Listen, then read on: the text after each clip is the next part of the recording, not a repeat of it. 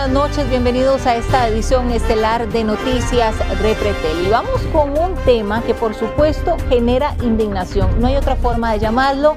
Esto es agresión sexual de nuevo en nuestro país. Y ahora es la policía quien está detrás de un motociclista que durante 4 kilómetros siguió a una mujer solo para tocarla en Santa Ana, una situación que por supuesto no se puede pasar por alto. Tras todo el recorrido, como lo estamos viendo en imágenes, quedó captado en las cámaras de seguridad de la Policía Municipal de Santa Ana y ahora la policía está tras él. ¿Qué sabemos sobre este caso? Gustavo Díaz, adelante con la información. Melissa, usted muy bien lo dice, un motociclista tocón, una persona que ha llevado al límite, al colmo, su deseo de seguir a una mujer después de haberla visto en carretera y de incluso comenzar a ir tras de ella, sin importarle que en ese momento hubiera mucho tránsito, estuvieran algunos vehículos y otros motorizados también observando. Lo cierto es que tenía un objetivo y era cometer no cualquier cosa, sino un delito sexual, del cual ahora a él lo están investigando precisamente por las circunstancias que aquí ocurrieron. De hecho, que yo quiero comentarles a ustedes que la Policía Municipal de Santa Ana mantiene directamente ya una investigación abierta junto con el OIJ para poder determinar quién es la persona y están bastante cerca, precisamente porque ya se lograría de alguna manera tener elementos importantes probatorios para poder dar con su captura. Estos hechos son realmente indignantes.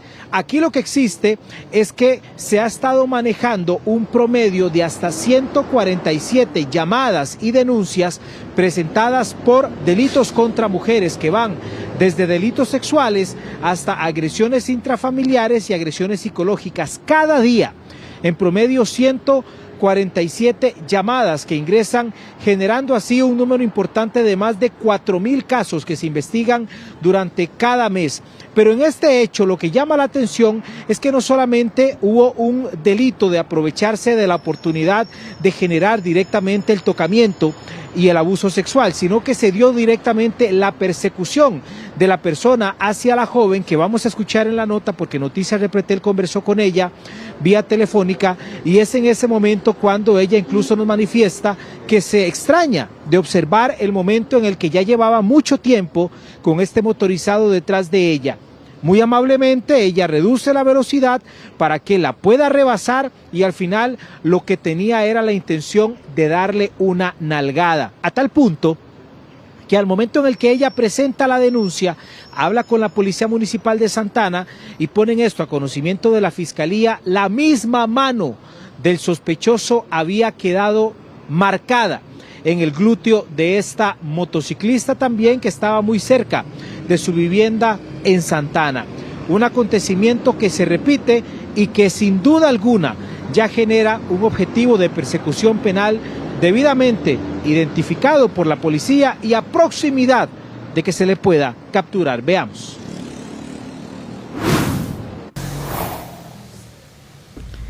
En las calles de Santa Ana se desarrolló el hecho. Un motociclista observó a una joven y la siguió, como si tuviera un fin, con mucho esmero. Cada kilómetro que recorrió aumentaba el deseo de posiblemente tener contacto físico con la mujer. Todo, en ese momento, era monitoreado por las cámaras de la Policía Municipal de Santa Ana. La víctima, una joven que se dirigía hacia su casa. Al final, el acto era completamente un delito sexual. El motociclista le pegó una nalgada a la víctima, al punto que incluso redacta la denuncia que quedó marcado en el glúteo la mano del agresor. Así lo constata la misma policía. La víctima nunca supo la distancia que esta persona la sigue. Ella se percata muy antes de cuando esta persona la golpea, de que venía siendo seguida, pero en realidad este sujeto tenía al menos 4 kilómetros de darle seguimiento a la víctima. viéndolo de esta forma, hay varios ángulos de video que logra captar la policía municipal. Esto es una evidencia importantísima a nivel judicial para demostrar que hubo un completo seguimiento de esta persona hacia la muchacha. Sí, correcto, hasta en las distancias que llevaba él de la muchacha, cuando la muchacha bajaba la velocidad, él también. También a través de las cámaras de videoprotección pudimos determinar, por ejemplo, vestimentas, el tipo de motocicleta, el color de la motocicleta y poder hacer el aporte necesario que va a ser utilizado en instancia judicial. La joven es vecina de Santana. Ya las autoridades lograron ubicar pistas y evidencias de quién puede ser el sospechoso. Noticias Repretel contactó a la joven, quien conversó sobre los hechos. Sí, pues veo como que ya él no avanza, o sea, como que no me pasan carros, me pasan motos y él sigue atrás mío. Y pues ya cuando yo voy llegando como hacia el sitio donde voy, trato de bajar la velocidad como para ver si él avanza, y cuando yo me hago a la derecha como para parar o pues volver a darle espacio para que él me pase, no lo hace, sino que ahí es donde pasa y me golpea. Y ahí es donde comete el abuso sexual. Uh-huh. ¿Qué ocurre en ese momento? ¿Usted le grita algo? ¿Él simplemente Él simplemente me golpea y me pasa y se va. Solamente el año anterior se registraron 53,000 denuncias que tenían que ver con violencia doméstica y sexual hacia mujeres. Y así lo reportó la Fiscalía, algo que el INAMU insiste que deben frenar. Hacemos un llamado a la comunidad a no mirar hacia un lado y hacer red de apoyo para todas las mujeres, porque las mujeres no están solas, y en caso de que tengan alguna situación, llamen al 911, y si tienen consulta, hágalo a través de nuestra aplicación ELA, que pueden descargar para sus dispositivos móviles. La víctima este lunes presentó una ampliación de la denuncia por el caso. Incluso el año anterior hubo otros en donde motociclistas agredieron sexualmente a mujeres mientras caminaban.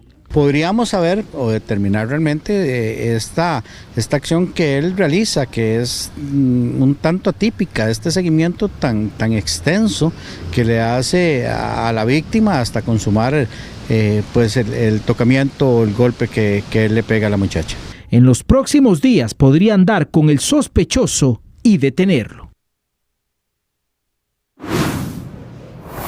Y ojalá ese día llegue, Gustavo, porque no es para menos. Yo aplaudo el que la muchacha no lo dejara pasar realmente y fuera a poner la denuncia, y el que también la policía municipal tomara esta denuncia en serio como corresponde, porque acá no solamente el tocamiento, que es un delito, sino también incluso, Gustavo, pudo haberla desestabilizado de la moto, pudo haberla hecho caer, pudo haber provocado un accidente de tránsito, por un gesto que lo voy a decir como es, de una persona enferma y cochina, porque esto no hay otra forma de decirlo. Esto a veces se justifica que es que un deseo de los hombres que no pueden controlar. No, eso, quien hace eso es una persona que está enferma realmente, Gustavo. Imagínense ustedes, Melissa, la atención de una mujer, lo estresada que puede sentirse al saber que la vienen siguiendo, que ella viene manejando su motocicleta. Múltiples factores para que ocurriera una desgracia, como usted muy bien lo describe, se pudieron haber desarrollado en esos 4 kilómetros. Venir observando por el retrovisor, saber que estaba la persona cerca, extrañarse de que nunca la rebasaba, pensar de que le iba a ir a hacer daño, todo eso se puede conjugar para que ocurra una situación de accidente lamentable. Así que todo esto eventualmente se toma en cuenta. Saben ustedes, ya hay una luz importante, nos estaba confirmando la Policía Municipal de Santana, porque ya tendrían evidencias sobre quién puede ser esta persona. Melissa, y lo peor de todo es que esta persona pareciera ser un ciudadano normal, con trabajo, con familia, que regresaba de su hora laboral al momento en el que esto se desarrolla. Así que todavía preocupa aún más el nivel hasta donde han llegado muchas personas de no solamente ir por el objetivo de saciar su instinto en ese momento, y que por supuesto les genera a ellos un delito sexual gravemente castigado, sino también poner en riesgo a la persona que en ese momento va en la motocicleta, Melissa. Así que usted muy bien lo apunta, es algo que las autoridades van a tener que contemplar como una forma a investigar también. Gustavo, y aquí hay otro aspecto que como mamá lo digo también para que estemos atentas. No hace mucho, hace unas semanas en Heredia, pude ver cómo un tipo, en esta ocasión en una bicimoto, se aprovechó de que iba la mamá con su hija en bicicleta, una niña de unos 8 años, para tocar a la niña, lo mismo, de una nalgada, en una bicimoto que no lleva placas, por lo que es más difícil todavía luego ubicarlos en una zona donde lamentablemente no habían cámaras, pero da una impotencia porque él fue directo a la pequeña, a la niña, sabiendo además que eran vulnerables en ese momento frente a la velocidad que, por ejemplo, él podía tomar de ventaja en su bicimoto. Es completamente reprochable, Melissa, desde el punto de vista penal y por supuesto desde el punto de vista social, moral y de educación. No existe ningún tipo de respuesta a una actitud de estas. Mírese, imagínese, ni hacia una menor de edad con mucho más razón, y ahora tampoco se puede justificar con una persona que en este caso va conduciendo su motocicleta concentrada, y en este caso lo que buscaban inicialmente era saciar ese instinto que en muchas ocasiones tienen que sufrir como víctimas las mujeres. Eso con lo que se logra visualizar, como usted muy bien lo dice, Melissa, pero imagínense en cuántos casos no se logran de alguna manera poner en evidencia ni tan siquiera probar ante lo que puede ser un hecho tan despreciable como estos. Imagínese. Muchísimas gracias, Gustavo, pero no solo esto, vamos a seguir hablando de otros temas importantes y mucha atención por si usted también fue víctima. Gustavo, vamos a hablar ahora de una mujer que está siendo investigada, incluso fue detenida, una funcionaria de apellido Bolaños, jefa del Departamento de Trabajo Social en el área de salud de San Joaquín de Flores en Heredia. Una persona con un cargo en una institución importante. Gustavo, ¿de qué se le acusa? Ella fue detenida hoy, Melissa, luego de que se abriera una investigación, porque vean ustedes, esto también es verdaderamente grave y vergonzoso. Esta mujer de apellido Bolaños fungía como jefa del área de trabajo social de San Joaquín de Flores. Ella contactaba a muchos de estos pacientes o recurrentes a la atención en esa área de salud para ofrecerles casa, una solución de vivienda, un posible techo en donde ellos habitar. Y es por eso que incluso propiciaba a que bajo engaños, bajo una estafa total, le solicitara dineros a estas personas que llegaron a pagar entre los 5 millones y los 8 millones de colones, al punto de que ya fueron varias las víctimas que llevaron a presentar la denuncia. Se homologaron todos estos casos y hoy se le dio detención a esta mujer de apellido Bolaños, que en las próximas horas se conocerá el tipo de medida cautelar que le van a imponer a ella. Y por supuesto acá en Noticias Repretel usted va a conocer en las próximas ediciones a las víctimas y a los representantes legales de estas personas que sufrieron estas estafas. Gustavo, y aprovecho por si hay alguna persona que fue víctima de esta mujer y desea contactarnos, Gustavo, que así lo pueda hacer, quizás a su correo, Gustavo, porque por supuesto le vamos a dar seguimiento a este tema.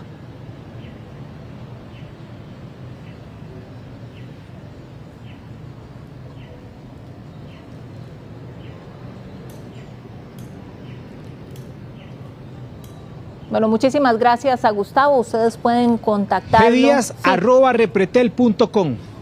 gdias@repretel.com por si usted conoce o fue víctima de esta señora. Por favor, comuníquese. Nosotros vamos a dar seguimiento a este caso. Gustavo, muchísimas gracias.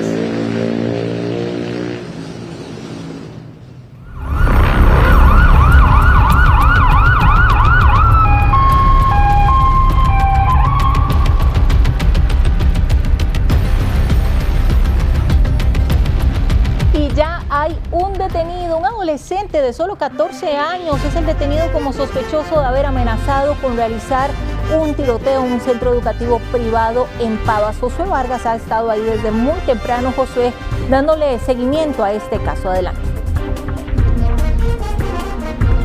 Así es, Melissa, después de horas de investigación de parte del OIJ, ya dieron con el principal sospechoso, o el único sospechoso más bien, de haber escrito esta carta en donde él presuntamente estaba amenazando con realizar un tiroteo en un centro educativo aquí en Pavas que está a mis espaldas, que se llama Santa Catalina, un centro educativo de corte religioso, en donde hubo bastante movimiento desde tempranas horas, ya que a partir de este lunes ellos aplicaron el protocolo del MEP ante un posible tirador activo en casos como estos, en donde recibieron esta carta, Josué, en la cual este joven de tan solo 14 años habría amenazado con realizar este tiroteo. Melissa. Josué, al mediodía en nuestra edición de Noticias Repretel lo que teníamos era esta carta, que por supuesto llamó la atención porque era el plan punto por punto, pero de ahí a identificar quién la escribió, ¿cómo se dio, cómo se llega a este adolescente?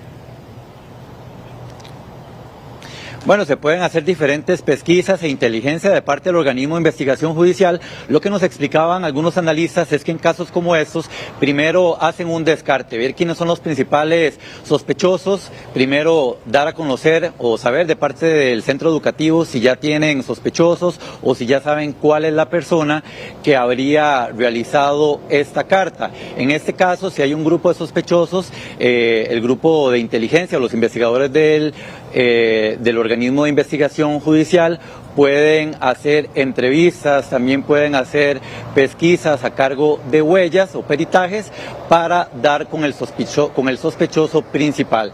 En este caso pareciera que ya el centro educativo tenía conocimiento de quién era este adolescente desde hace 14 años, ya que ellos habrían recibido la carta desde el día jueves.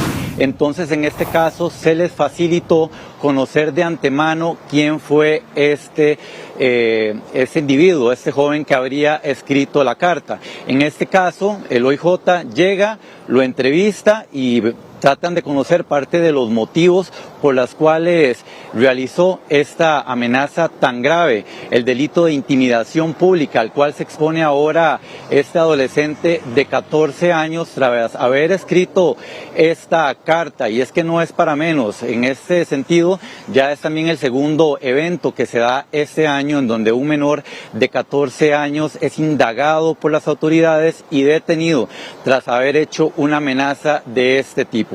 En este caso, un hecho bastante notorio es que lo hizo mediante una carta en donde él escribió toda esta acción, todo este plan, en donde comentó lo que haría o lo que pretendía hacer en este centro educativo, que consistía en dispararle a unas 14 o 17 personas en esta institución, así también como instalar bombas en varios puntos del colegio. Habló de instalar bombas en los baños, en el gym y hasta en las canchas. Posteriormente a haber escrito esta carta, las autoridades judiciales se desplazaron hasta su vivienda, ubicada aquí en Romoser, en donde hicieron un allanamiento, le decomisaron el teléfono y también se llevaron material importante que también deberá ser analizado por las autoridades judiciales. Ahora el menor quedó a cargo de la Fiscalía Penal Juvenil. Esa fue la carta que recibió el Centro Educativo Santa Catalina de Sena. Fue escrita, aparentemente, por un estudiante, en la que detalla un plan para ejecutar un presunto tiroteo dentro de las instalaciones. El estudiante menciona el uso de un revólver y advierte sobre la supuesta colocación de bombas en distintos puntos: baños, canchas, gimnasio y aulas. La amenaza generó alarma. Desde tempranas horas, padres y madres de familia llegaron al centro para retirar a sus hijos, luego de que fueran suspendidas las clases. Sí, estoy preocupada, más bien estaba trabajando y tuve que salir de emergencia a buscar a mi hijo. Estoy muy preocupada porque sucede en un centro privado, sucede en un centro público, en cualquier tipo de institución, ¿verdad? El colegio fue resguardado por fuerza pública. Con apoyo de una unidad canina se descartaron explosivos. ¿Usted como padre de familia cree que esto sea cierto? Pues hay que tomar las precauciones, en realidad. Se trata de los niños, se trata de nuestros hijos y no podemos jugarnos el chance. Agentes del OIJ permanecieron varias horas en la institución y lograron identificar al presunto sospechoso, un adolescente de tan solo 14 años, quien quedó detenido. Con acompañamiento del Ministerio Público, allanaron su vivienda en Romoser, en donde decomisaron un teléfono celular. Se pueden hacer dos tipos de peritaje. Uno es el análisis de la letra como tal, para determinar por medio de la escritura a quién fue el que escribió el documento. Y la otra es un análisis lufoscópico propiamente del documento. Por medio de reactivos se logra determinar si hay huellas en el documento, y huellas latentes en el documento. Entonces, se trata del segundo caso en menos de un mes en donde un adolescente de 14 años es detenido por el OIJ y la Fiscalía por aparentemente amenazar con realizar un tiroteo en su colegio. El primer caso se registró en Pérez Celedón cuando un estudiante publicó una foto con una pistola junto a su amenaza. Ahora está en un albergue del PANI, cumpliendo medidas cautelares. Por ejemplo, una amenaza igual lo comete un adulto como lo comete una persona mayor de 12 años en estos casos, que son ya cuando son imputables, pero hay que tener en cuenta eso, que una persona menor de edad pues sí tiene responsabilidad penal en cuanto a sus actos. En 2025, el MEP reportó 27 incidentes. Este año ya se contabilizan 3. El ministerio confirmó a Noticias Repretel que el centro educativo recibió la carta el jueves. Es por eso que la dirección regional solicitó un informe para aclarar por qué el protocolo lo aplicaron 3 días hábiles después. Por su parte, el centro educativo aseguró que actuó en estricto apego a la normativa vigente, garantizando una respuesta oportuna y responsable. Sea o no real, se debe aplicar el protocolo y el debido proceso para descartar del por qué utilizan este modus operandi como amenaza para la suspensión de lecciones en este centro educativo. Las clases se reanudarán este martes.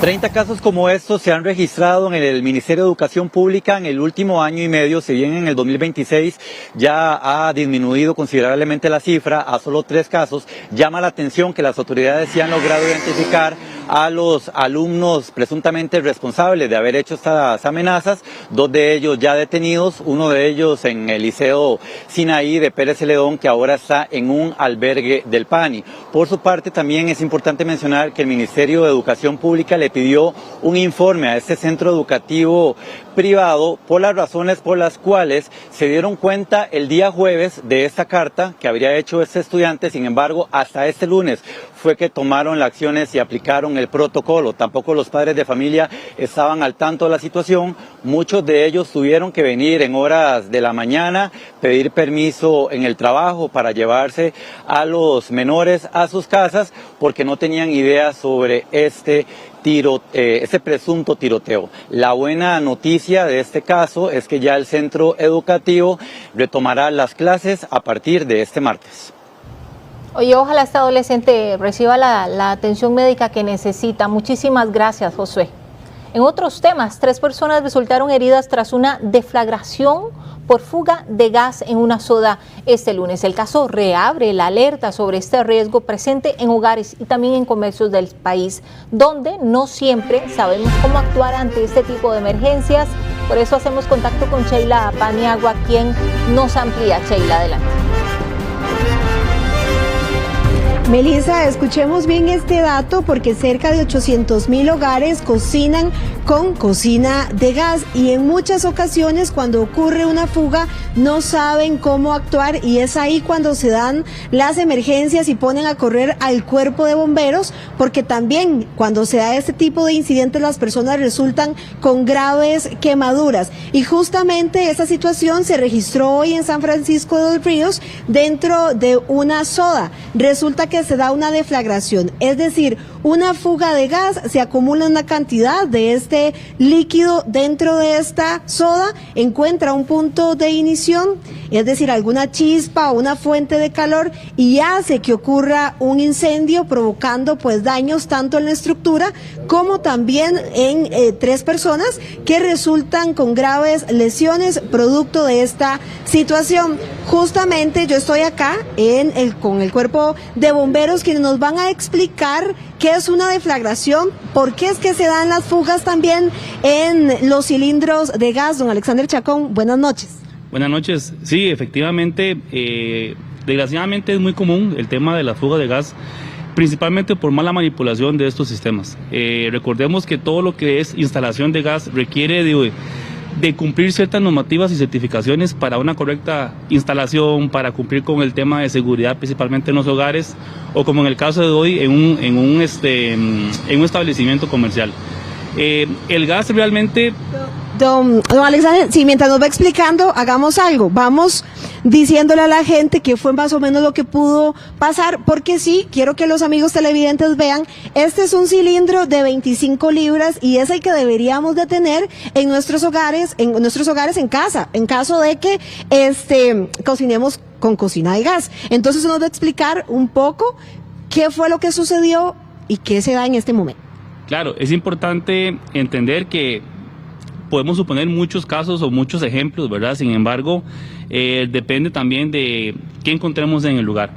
Generalmente, el gran porcentaje de las casas o de los incidentes que encontramos en casa es por mala manipulación o mala instalación del gas. Aquí, como muy bien usted lo decía, tenemos un cilindro de 25 libras que, como ustedes pueden ver, su estado físico es muy bueno, ¿verdad? Lo ideal siempre sería que siempre el cilindro que recibimos en nuestros hogares esté así de bueno o lo mejor posible. Desgraciadamente se encuentran con muchos cilindros en mal estado, con corrosión, deformes o incluso con las válvulas que se usaban anteriormente. Recordemos que es muy importante migrar a este tipo de válvula. ¿Por qué? Porque tenemos el control a nuestras manos. A diferencia de la válvula anterior, que dependíamos de que el acople a la hora de soltarlo nada más hiciera su trabajo, en este tenemos el control total de la fuga de gas en caso de que se diera una. Simulando la instalación de la casa, ¿verdad? O de la cocina o en las sodas en este caso, básicamente tenemos el acople, que es muy sencillo, que es de rosca. Así como acoplamos la manguera del jardín, ¿verdad? Es una rosca muy sencilla de utilizar. Acoplamos nada más. Bueno, ahí él está pues tratando de conectar esta manguera, que sería más bien, digamos que si hay una cocina, esta sería la manguera que va a conectar a la cocina. Correcto, que sean siempre elementos certificados, eso es muy importante. No nos vayamos por el tema de precio, sino es un tema de seguridad para nuestros hogares. Al acoplar la manguera, tenemos seguidamente que darle paso con la llave reguladora que tenemos en el cabezote del cilindro, que esto ya daría pie a que el flujo de gas salga o siga por la manguera hasta la plantilla, la cocina de gas o la parrilla, que pasa también mucho hoy en día. Entonces, la ventaja es que tenemos el control completamente en nuestras manos. Algo importante es que el cilindro siempre, aunque tengamos este tipo de válvula, debe estar instalado en la parte externa de la casa, ¿verdad? Recordemos que lo más peligroso del gas es que se acumule en un punto específico. Entonces, al tener el gas en una parte ventilada en lugar externo, tenemos la facilidad o la ventaja de que en caso de una fuga de gas se disipe en el ambiente y no tengamos una acumulación del mismo. Ok, vamos a ir a ver una información que hemos preparado sobre la situación que se registró hoy en San Francisco de los Ríos, además de darle recomendaciones a las personas en casa en qué deben hacer en caso de que ocurra un incidente con un cilindro de gas.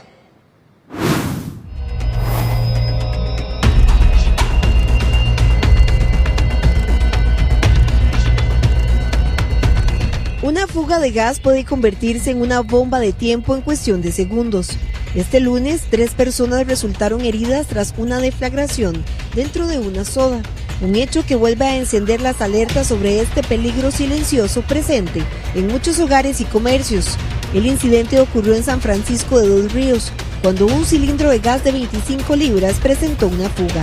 El tanque se encontraba dentro del establecimiento. Sí, una deflagración se puede producir por varias razones.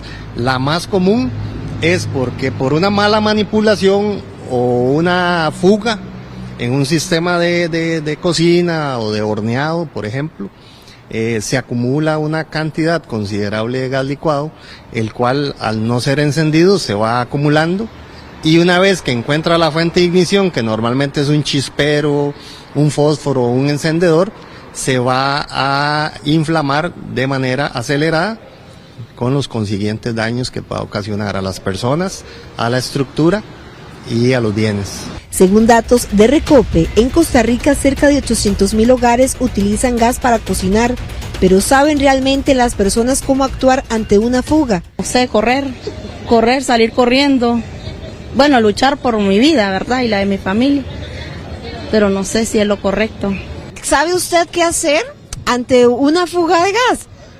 Pues no sabría. Nunca le ha gustado a mi señora con el gas no, nunca le ha gustado a ella. ¿Algún susto, temor de alguna explosión? Temor, mi señora tiene temor a esto, sí. De acuerdo con el cuerpo de bomberos, las probabilidades de que un cilindro explote son bajas. Sin embargo, el riesgo existe, especialmente cuando el tanque falla por presión o exposición al calor. Por ejemplo, durante el 2025 se registraron al menos 10 incendios en viviendas relacionados con la explosión de cilindros de gas. En lo que va de este año ya se contabilizan 4 incidentes vinculados al gas LP. Recomendamos a la población de que se haga uso de cilindros con válvula de seguridad. Estos poseen un sistema de llave, el cual permite abrir y cerrar la llave, igual que hacemos pues con el agua, lo que nos permite controlar el flujo de gas. Y al ser una válvula de seguridad, nos permite acoplar mediante una rosca a la válvula la manguera que va conectada hasta el regulador, ¿verdad? Propiamente. Esto lo hace volverse muy seguro. Don Pablo, ¿qué pasa si yo estoy en mi casa y o siento ese olor a gas o percibo de que hay una fuga? ¿Qué debo hacer en ese momento? Bueno, lo primero es alertar al sistema de emergencias. Posteriormente tenemos que cerrar o intentar cerrar la válvula en caso de que sea un sistema de rosca de seguridad.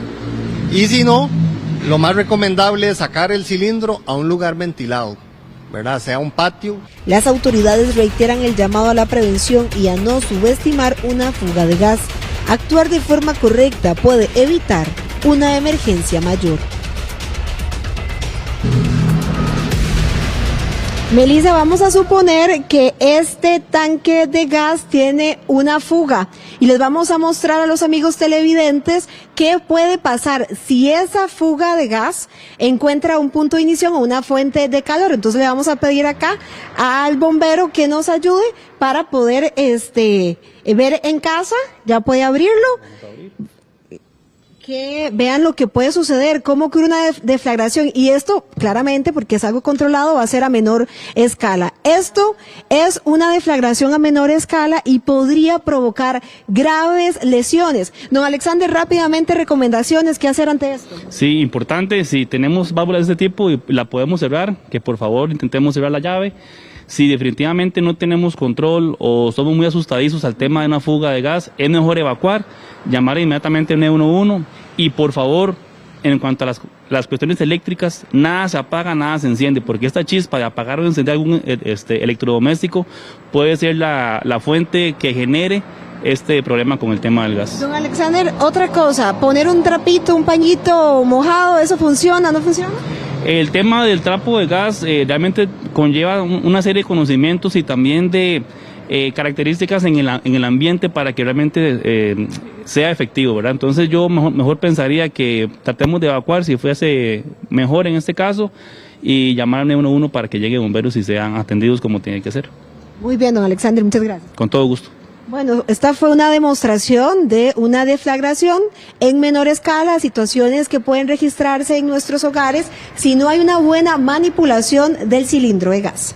Qué susto, Sheila, realmente. Muchísimas gracias por toda la información. 7:28. Vamos a separarnos un instante. Ya regresamos. Somos Noticias Repretel. Noticias Repretel.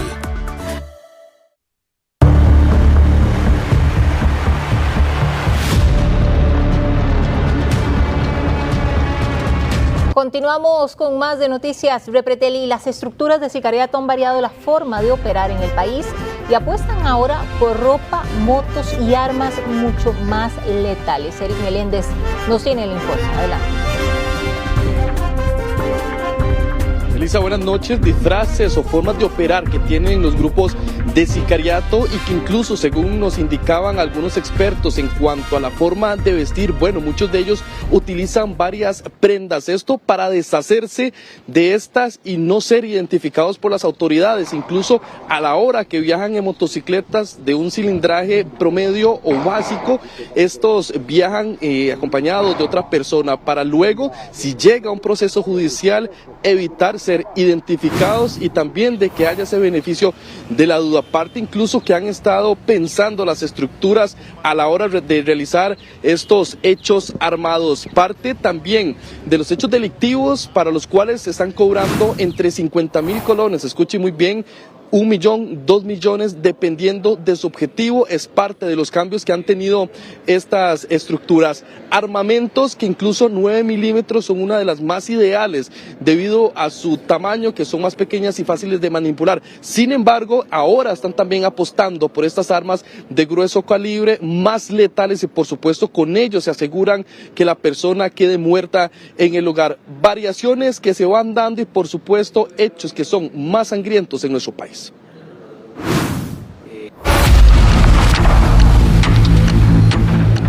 Los asesinatos cada vez son más violentos.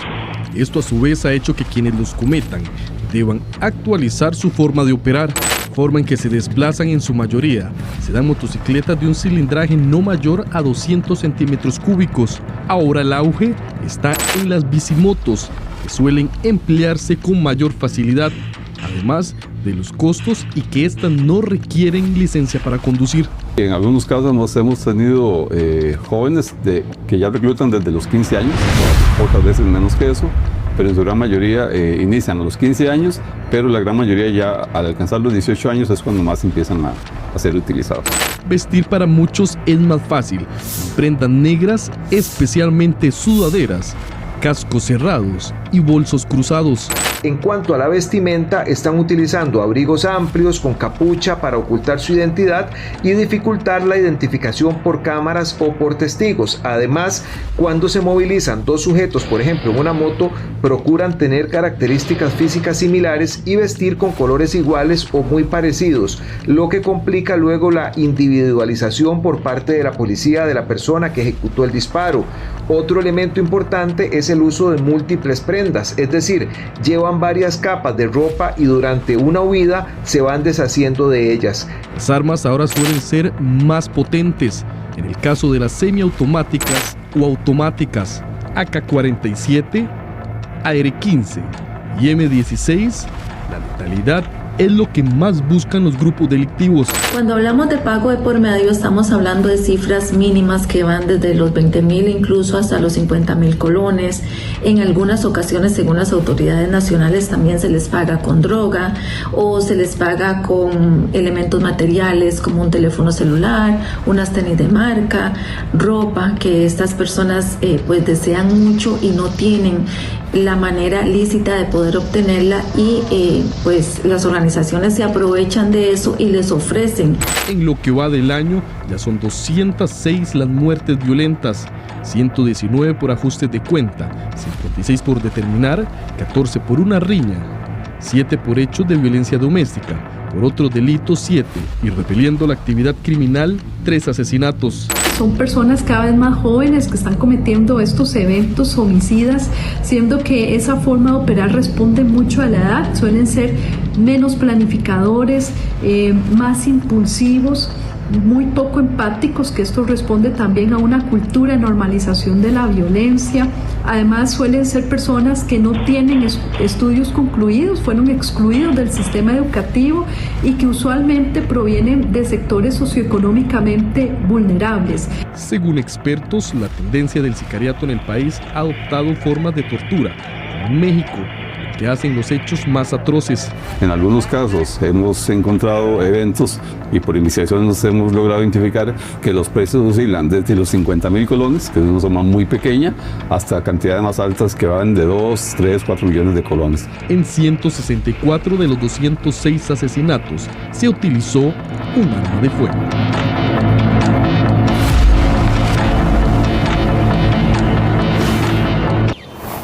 Incluso entre esas formas de operar están las modificaciones de las armas que ha detallado el organismo de investigación judicial, que han buscado combatir armas que por su naturaleza no son tan letales, pero bueno, que en algunos puntos del territorio nacional han existido estas modificaciones, por supuesto, para que haya una mayor letalidad y esos ataques sean instantáneos, mortales. Parte de las formas de operar que han tenido estos grupos delictivos y que ya han superado las 200 muertes violentas en el territorio nacional. Melissa. Cada vez más violentos y cada vez son más también los que se suman al sicariato, lamentablemente. Eric, muchísimas gracias por toda la información. Copecaja te trae el tip del día, porque la vida tiene muchas cosas buenas para compartir, como los préstamos que tenemos para vos. El estrés puede afectar tanto la salud mental como el cuerpo, y la alimentación también juega un papel importante para controlarlo. Algunos alimentos ayudan a regular el sistema nervioso y mejorar el estado de ánimo. Entre los más recomendados están frutas como el banano, el aguacate, las semillas y el chocolate, ricos en nutrientes que favorecen la producción de serotonina, una sustancia que regula el estado de ánimo. También se aconseja incluir pescado, avena y alimentos ricos en magnesio y omega 3, que ayudan a reducir la ansiedad y mejorar la concentración. Por el contrario, el exceso de café, azúcar y alimentos ultraprocesados puede aumentar la sensación de estrés. Mantener una dieta balanceada acompañada de descanso y actividad física puede marcar la diferencia para mantener el equilibrio emocional. Muy agradecida, por supuesto, por contar con su preferencia. Nos vamos. Recuerde que tenemos una cita nuevamente, 9:58 de la noche. Que descansen. Los dejamos con Deportes Repretel.